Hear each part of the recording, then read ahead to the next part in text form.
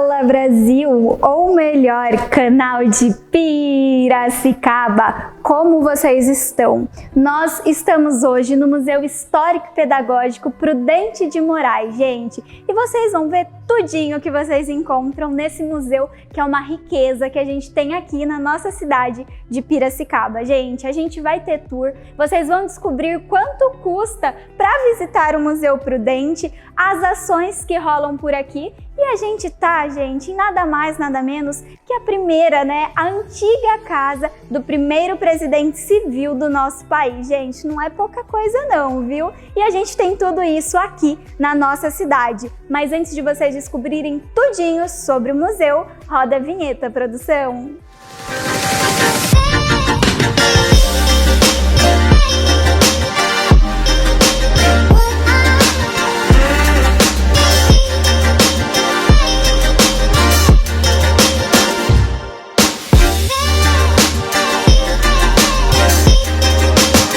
Pessoal, estou aqui com o Maurício, ele é historiador e educador aqui no Museu Prudente. Primeiramente, muito obrigado por terem aceito aí o convite, de abrirem o museu aí, um pouquinho dele para o canal de Piracicaba. Se apresente para nossa galera que está lá em casa, Maurício. Olá, bom dia a todos. Eu que agradeço pela visita de vocês. Espero que a gente tenha uma visita aí que dê para todo mundo sentir a vontade de visitar o museu.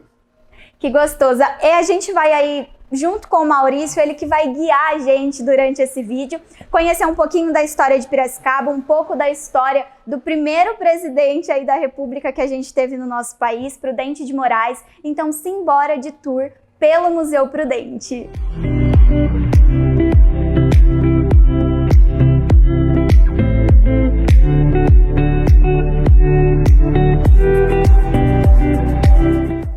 Vou começar aqui então no início do museu, vou explicar então para o pessoal um pouco da Casa do Prudente, então como foi falado, essa aqui foi a Casa do Prudente de Moraes, que foi o primeiro presidente civil do Brasil, E além de ser o primeiro presidente civil, foi o primeiro presidente também eleito pelo voto, Pela primeira vez que houve eleição aqui no Brasil para um presidente, quem ganhou foi o Prudente. Então essa casa aqui guarda a história não só da cidade de Piracicaba, mas guarda parte da história do Brasil e da República Brasileira. A gente está numa casa aqui do ano de 1870, então é uma casa que já tem 152 anos, e é uma casa que ela é tombada em 3 níveis, Então ela é tombada pelo nível municipal, estadual e federal. Então é o único imóvel da cidade de Piracicaba que é tombada a nível federal pela essa importância que ela tem para a história do Brasil. Aqui a gente pode ver também ali no vitral o ano de construção da casa, então é 1870, e em cima ali a gente tem as iniciais do Prudente, que é Prudente José de Moraes Barros é o nome completo dele. E a casa ela é no estilo eclético, só que predomina o neogótico. Então a gente pode ver também no formato das portas e janelas, são formatos ogivais, que é a arquitetura que estava vigente na época do século, na segunda metade do século XIX. Uma curiosidade sobre Prudente é que ele era irmão do Moraes Barros, Isso mesmo? A escola que a gente tem aqui na Praça Tibiriçá, gente, eu não sabia dessa curiosidade, encontrei lá pelo Insta do Museu Prudente, eu não sabia disso, viu? Isso, Prudente é irmão, então, do Manoel de Moraes Barros, mais conhecido como Moraes Barros, que dá, então, o nome à escola Moraes Barros e à nossa rua Moraes Barros, O Prudente, apesar de ser o Prudente José de Moraes Barros, ficou conhecido só como Prudente de Moraes mesmo, mas é da família Moraes Barros. Legal! Aqui a gente tem uma sala de exposição temporária. Essa sala aqui a gente vai revezando as exposições, mais ou menos de 45 a 60 dias. E nesse mês agora a gente está com uma exposição de arte, chamada Escola Realista de Piracicaba, com o acervo do Lar dos Velhinhos. Então são pinturas realistas e de artistas aqui da cidade. São artistas piracicabanos que fizeram, então, a história da arte plástica da cidade. Então, a gente pode ver Arquimedes Dutra, a gente pode ver Alberto Tomás, Manuel Marco, são artistas aí que fizeram a história das artes plásticas na cidade e alguns dos seus alunos também. Bom, aqui a gente vai começar, então, o acervo permanente do museu. O museu é dividido em forma cronológica, então a gente vai percorrer um corredor, e esse corredor é uma linha do tempo. Então, começa antes da fundação oficial portuguesa, e a gente vai passar então pela fundação, pela imigração, escravidão, até a gente chegar então no desenvolvimento tecnológico da cidade. E a segunda parte que a gente vai falar então do Prudente. Então a primeira parte é só a história da cidade, a segunda parte é a história do Prudente de Moraes, política e pessoal dele. Essa primeira sala a gente vai falar então um pouco dos indígenas que aqui habitavam antes da fundação oficial. Então, Piracicaba era habitada por duas etnias indígenas, que são os Paiaguás e os Caiapós, né? E o tronco linguístico dessas etnias é o Tupi-Guarani, que dá o nome para a nossa cidade, né? Piracicaba é uma palavra Tupi-Guarani, significa lugar onde o peixe para, né? Então foram os índios que habitavam aqui, que deram esse nome para a gente. E aqui a gente tem alguns objetos que foram encontrados aqui na cidade e que eram dessas etnias. Então ali a gente tem machados, pontas de flecha, que eram utilizados por esses índios, por esses indígenas. E ali a gente tem são fósseis, né? Fósseis de um mesossauro brasiliense, que é um tipo de animal, um tipo de lagarto que habitava aqui também a região antes da existência dos seres humanos, né? E aqui a gente tem uma das peças mais curiosas do museu, que as pessoas que mais se interessam em saber o que é uma igaçaba, né? A igaçaba é uma urna funerária indígena, é o caixão do índio, né? O índio era enterrado aqui dentro, em posição fetal, porque o índio acreditava que a vida dele era um ciclo, né? Então ele nascia na posição fetal e morria na mesma posição. Colocava ele lá dentro, junto com ele colocava os pertences dele, né? As armas, os alimentos, fechava e enterrava. Aí na próxima vida ele acreditava que ele ia voltar com tudo de novo. Tudo que ele foi enterrado ele ia voltar e já estava na posição correta para nascer. Então é um objeto bastante curioso aqui e foi encontrado aqui na cidade também. Olha, de 1.500 anos? Isso já tem mais de 1.500 anos. Nossa, é tempo, hein? Isso, é uma das peças mais antigas que a gente tem aqui também. Nessa sala a gente vai contar então um pouco da fundação da cidade de Piracicaba, né? Piracicaba foi fundada pelos portugueses, mais precisamente aí pelo capitão Antônio Corrêa Barbosa, em 1767. Aqui nessa sala também a gente vai contar um pouco da escravidão, que é bastante importante aqui a história da escravidão em Piracicaba. Eu sempre costumo falar aqui, as pessoas só contam sobre a escravidão do trabalho escravo, né? Sempre trabalho manual, um trabalho forçado, mas não, eles contribuíram muito para o crescimento da cidade, além do trabalho na cultura. Então a gente tem muita cultura negra em Piracicaba, como alimentação, como festas, como dança e a religiosidade. Então aqui a gente aborda também um pouco da escravidão e um pouco da imigração. Então aqui a gente vai contar um pouco dos primeiros imigrantes que chegaram na cidade, que são os suíços, os alemães, os espanhóis e os italianos. Então aqui a gente tem todas essas peças, são do final do século XIX, início do XX, que conta essa história então de trabalho, como Piracicaba começou a se desenvolver através da agricultura. Aqui a gente tem uma peça do final do século XIX e é uma batedeira de manteiga, né? Então, olha que diferente! Vocês podem ver que ela é totalmente de madeira, né? Não tem nenhuma peça de metal. Hoje a gente tem as batedeiras de bolo em casa, né? Então a gente pode ver que é uma evolução.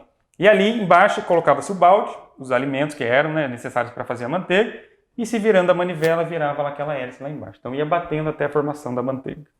Olha que legal!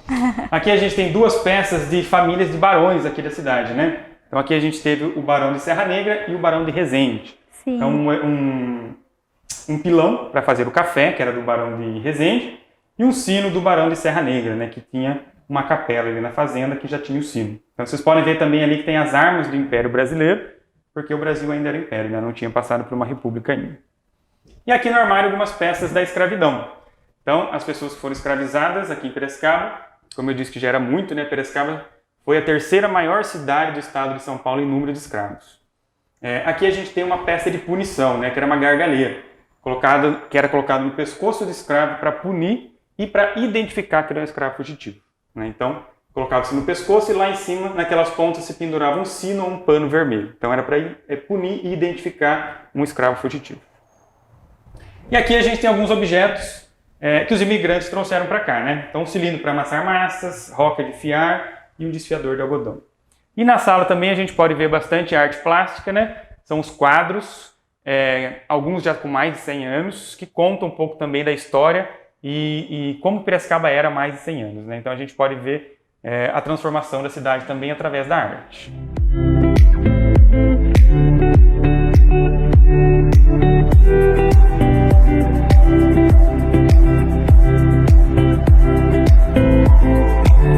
Nesse armário a gente tem peças então do Barão de Resende, né? O Barão de Resende é uma família bastante importante aqui, fez bastante história na cidade, né? Que foi a construção do engenho, né? Então o engenho pertencente ao Barão. Então aqui a gente tem algumas peças da casa do Barão mesmo, né? Dele, da família. São peças também do século XIX. Então a gente tem pratarias, cristais, louças, tudo que era utilizado aí pela família do Barão. E peças muito bonitas, né, Peças por sinal. muito bonitas, e como é de bastante qualidade, a gente vê que são todas Sim. novas, né? Estão novas. Mesmo com o tempo, né, Isso. elas estão intactas. Aqui a gente também tem um quadro de Alberto Tomasi, é um quadro de 1967, então que o artista pinta em comemoração aos 200 anos da cidade. E esse quadro ele remete ao ano de 1784, é o ano que Piracicaba muda de lado, né? Então, pouca gente sabe, mas Piracicaba foi fundada na margem direita do rio, onde a gente encontra o engenho hoje. Só que as terras da direita ali era muito difícil de plantar, de colher, então a cidade não conseguia crescer. Então, o Antônio Corrêa Barbosa, que vocês podem ver retratado aqui, decidiu mudar a cidade de lado, né? Colocar a cidade para o lado esquerdo do rio, onde as terras eram mais férteis. Então a cidade conseguia se desenvolver melhor. Então esse quadro demonstra toda a população saindo da margem direita e indo para a margem esquerda do rio. Tem até algumas histórias, né, sobre a galera que morava do lado direito do rio, a galera que morava do lado esquerdo do rio, né? Isso. E até algumas rixas entre famílias, né, sobre Isso. relacionamentos. Eu sou do lado direito, ele é do lado esquerdo, então a gente não pode se namorar porque a nossa família não vai dar certo. Então tem várias histórias assim, gente, muito bacana de vocês saberem aí sobre a nossa cidade. Aqui a gente vai falar um pouco da religiosidade da cidade. Aqui são duas peças bastante importantes, que são dois santos que eram protetores dos escravos. Então a gente ali tem o São Benedito, né, que é um protetor do escravo por ser um santo negro, e a Nossa Senhora do Rosário. Então nessa época, né, século XIX, como o Império a religião oficial do Império era o catolicismo, né, então os escravos não podiam rezar e não podiam adorar os seus próprios santos, né, das suas religiões. Sim. Então eles faziam um sincretismo, né? Então eles escolhiam santos católicos para representar os próprios santos. Então aqui a gente tem duas peças para representar esse sincretismo religioso. E aqui a gente conta um pouco então da chegada das tecnologias na cidade, né? Então não sei se vocês sabiam, mas Piracicaba foi uma das primeiras cidades do Brasil a ter energia elétrica, a ter água encanada e a ter telefone. Então tudo isso graças também a Luiz de Queiroz, né? Que ele estudou muito tempo fora na Europa, então todas as tecnologias que ele viam lá, ele quis trazer para cá quando ele retornou. Então aqui a gente vai contar um pouco dessa chegada tecnológica. Então a gente tem o rádio, o telefone, lampiões, aqui a gente tem uma central telefônica, né, onde a gente se passava as ligações, né, não era possível ligar diretamente para a pessoa, então você tinha que ligar por uma central para ficar uma telefonista operando e você pedia para a telefonista transferir sua ligação. E desse lado a gente tem a primeira moto da cidade, né? Então aqui ela é de 1910. Nessa época aí a maioria andava, né, de cavalo, de carroça. Sim. Só tinha uma pessoa que tinha uma moto na cidade, que era o médico Alfredo Cardoso, né? Foi um médico bastante famoso aqui na cidade, porque ele atendia os pobres e não cobrava nada por isso. E ele já fazia cirurgia do coração. Então nessa época, hoje que já é difícil fazer uma cirurgia desse tipo, naquela época então era muito mais complicado. Ele já começou a fazer esse tipo de cirurgias. Então é uma moto de 1910, a primeira moto da cidade de Piracicaba. A gente vê quase que uma adaptação da bicicleta, né? Colocando motores aí. Isso, muita gente chama de bicicleta motorizada. Uhum. Hoje em dia também já voltou, né, essas bicicletas motorizadas, sim, a gente vê para as ruas, então é praticamente uma bicicleta de motor mesmo. E aqui a gente começa então a segunda parte do museu, que a gente vai falar então da história do Prudente de Moraes, né? Então, como a gente já falou, é o primeiro presidente civil do Brasil e o primeiro a ser eleito pelo voto. Então, o Prudente ele foi presidente de 1894 até 1898, né? 4 anos, mesma coisa que é hoje. E aqui a gente tem algumas peças dele mesmo. Então, ali a gente tem uma caneta tinteira pertencente a ele e o óculos de leitura dele também. Olha, que bacana! Aqui a gente tem uma reprodução da Constituição do Brasil, né? A primeira Constituição republicana do Brasil. Então, quando o Brasil deixou de ser um império, passou a ser uma república, foi feita uma nova Constituição, né? Isso em 1891. E está aqui porque o Prudente foi um dos redatores da Constituição, né? Junto com o Rui Barbosa, eles fizeram a redação da Constituição e o Prudente foi o presidente da Constituinte. Então, a reunião de todos os políticos para se fazer a Constituição foi presidida pelo Prudente de Moraes, quando ele era senador da República.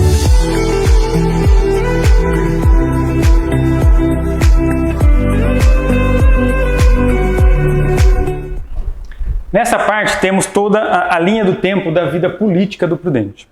Então ele começou a vida política dele sendo vereador da cidade, foi vereador por vários mandatos, e uma das leis bastante importantes que ele fez quando vereador, a gente usa até hoje, que é o nosso nome Piracicaba. Então a gente começou com o nome Piracicaba, em 1822, quando a gente se torna uma vila, daí a gente muda de nome, né? Fica Vila Nova da Constituição, em homenagem à Constituição Portuguesa daquele ano. Depois, quando a gente se torna uma cidade, em 1856, a gente continua com o nome Cidade Constituição, e depois, em 1877, então o Prudente, como vereador, ele faz a lei devolvendo o nosso nome Piracicaba. E aqui a linha do tempo da vida política dele. Depois de vereador, ele foi deputado provincial, deputado geral, governador de São Paulo, senador e presidente da República. Então, todos os cargos políticos existentes na época ele alcançou, né? Essa é uma imagem dele, então, fazendo a Constituinte, né? A primeira Constituição republicana. A gente pode ver ali o Marechal Deodoro, que era o presidente, né? O primeiro presidente do Brasil, militar. O Prudente, então, ele era o presidente do Senado e presidente da Constituinte. Então, aqui eles estão reunindo para finalizar a primeira Constituição republicana do Brasil. E a imagem deles, da posse dele, né? Então, ele foi eleito aí presidente em 1894. A posse dos presidentes se dava no dia 15 de novembro. E aqui está a posse do Prudente no Rio de Janeiro, que era a capital do Brasil nessa época. Muita gente, né? Bastante gente. A gente pode falar que ele era bem querido pela população. Sim. Ele chegou bastante desconhecido por um político do interior de São Paulo, chegou bastante desconhecido, mas ao longo do seu mandato ele foi bastante aclamado assim, pela população. E aqui a gente tem alguns móveis, são móveis do século XIX, do estilo austríaco, e são do Manuel de Moraes Barros, o irmão do Prudente. O Manuel de Moraes Barros também foi político, chegou até a ser senador da República também, e aqui está representando uma sala de uma casa do século XIX, né? Então aqui a gente demonstra essa transformação da sala, tanto dos móveis quanto do uso da sala, né? Porque a nossa sala hoje é uma sala de lazer. Antigamente era uma sala de reunião, de conversas, né? De receber visitas. Então a gente mudou também, além dos móveis, o uso da sala. Aqui a gente tem algumas homenagens ao Prudente, né? Depois de falecido, sempre que era aniversário dele, aniversário da República do Brasil, saía alguma homenagem, né? Então a gente tem notas de réis com o rosto dele, selos, medalhas, broches, então tudo com o rosto dele homenageando o Prudente. E hoje, se ele tivesse vivo, ele já ia estar com seus 181 anos? Isso, ele nasceu em 1841. Até hoje, agora não sei se é isso mesmo. A gente é de humanas, a gente não está sabendo as contas, mas depois a gente coloca aí para vocês. Eu sou de humanas.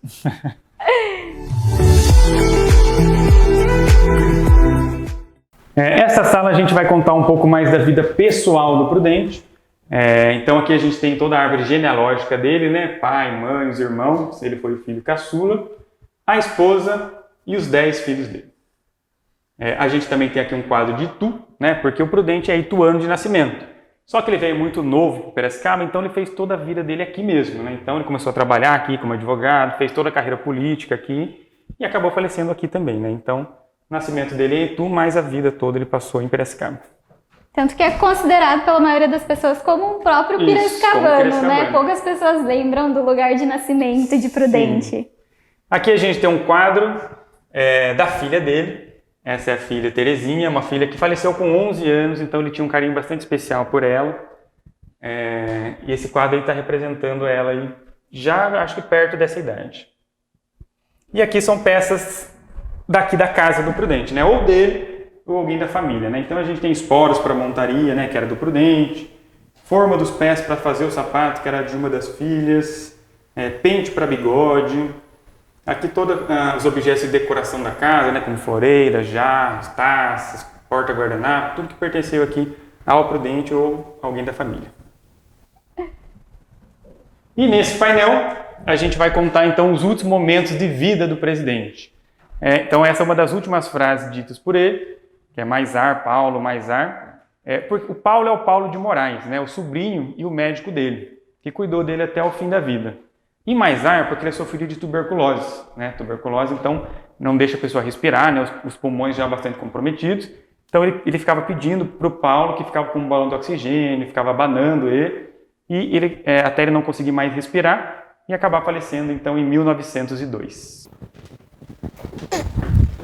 E aqui a gente tem o falecimento do Prudente, né? Então, os jornais noticiando a morte dele, uma parte do seu testamento, E aqui o túmulo dele, né? O túmulo dele está aqui na Cemitério da Saudade. É um túmulo tombado também, assim como a casa, né, protegido. E ele, a esposa e alguns dos filhos estão enterrados lá.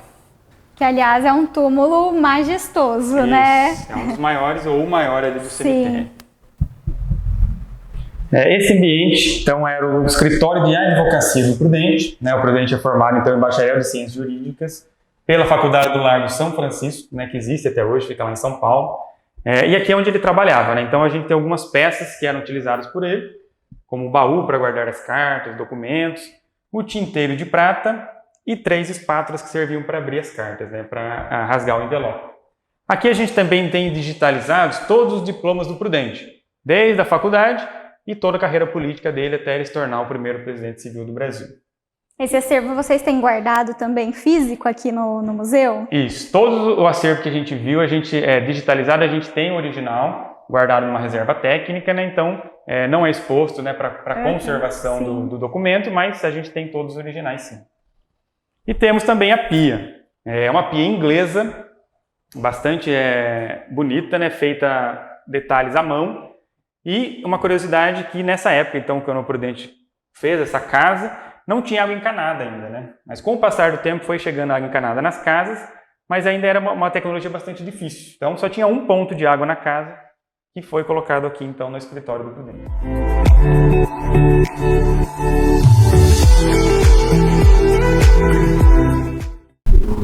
E aqui a gente tem também o jardim da casa. É um jardim também restaurado da mesma forma que era quando o Prudente morava aqui, né? Ele era um pouco maior pelo terreno ter sido maior, mas a gente também esse jardim foi refeito, reestruturado da mesma forma. Então a gente tem a foto original dele lá e foi refeito e replantadas as flores também que tinha quando o Prudente morava, que são as rosas brancas, as margaridas e os lírios, né? Só que os lírios só abrem ali mais para o fim do ano, outubro, novembro, né? Que é a época dos lírios. Ok. Nessa parte externa também a gente tem 2 jabuticabeiras, não são de época, né, foram replantadas aqui, mas foram replantadas em homenagem ao Prudente, porque era a fruta preferida dele. Quando ele morava aqui, ele tinha mais de 40 pés de jabuticabas como esse, né? Então a casa dele é essa que a gente visitou, mas a parte externa era muito maior, né? Era o quarteirão todo. Era como se fosse uma fazenda, né? Tinha árvores frutíferas, tinha outras plantações, criação de animais. Então essa aqui é uma parte que a gente replantou para deixar em homenagem ao Prudente, para falar essa particularidade dele, né? E sobre a irrigação das jabuticabeiras, ele tinha uma própria irrigação, não? Isso. Ele mesmo fazia a irrigação das jabuticabeiras, né, pessoalmente, e ele tinha muitos ciúmes das jabuticabas, né? Então, como era cercado aqui, ele não deixava ninguém entrar enquanto as jabuticabas estivessem verdes, né? Então, só depois de madura que ele abriu o portão para as pessoas virem colher. Valendo! Pessoal, tivemos aí um mini tour super completo com a historiadora e educadora aqui do Museu Maurício. A gente quer muito agradecer também ao espaço, né, o Museu Prudente de Moraes, por ter aberto aí as portas para a gente estar mostrando um pouquinho do que vocês encontram aqui. O museu, pessoal, ele funciona de terça a sábado, né, de terça a sexta, então, das 9 às 5 da tarde e aos sábados aí das 10 às 2, sábados e feriados. O museu só não abre aos domingos e às segundas-feiras, gente. No Instagram do Museu Prudente, a produção vai deixar aqui embaixo na tela para vocês irem lá acompanhar. Eles postam todos os eventos, né, oficinas do que tá rolando. Então tem apresentação de flauta, tem oficina de documentação, as exposições, né, que mudam aí de 45 a 60 dias. Então tem muita coisa para vocês acompanharem e vocês podem ver tudo isso lá no Instagram do museu, porque eles estão super ativos nas redes e postando tudinho para vocês acompanharem. Ah, gente, importante, você, piracicabano, que não conhece o museu, gente, porque, gente, é gratuito. É só vocês virem, chegar, vocês podem ter aí, né, optar por ter uma monitoria durante o seu passeio, grupos podem estar ligando no museu e agendando essas monitorias, mas vale muito a pena vocês conhecerem sobre a história da nossa cidade, a história do Museu Prudente de Moraes. A gente faz aí o convite, né, o museu também deixa o convite aberto para todos vocês que estão aí nos assistindo. Eu espero muito que vocês tenham gostado desse vídeo, tenham aprendido, assim como eu aprendi muito mais com o Maurício, e que vocês deixem o seu like, comentem, compartilhem, salvem o vídeo com todo mundo aí. Um beijo no coração de todos vocês e simbora prosear!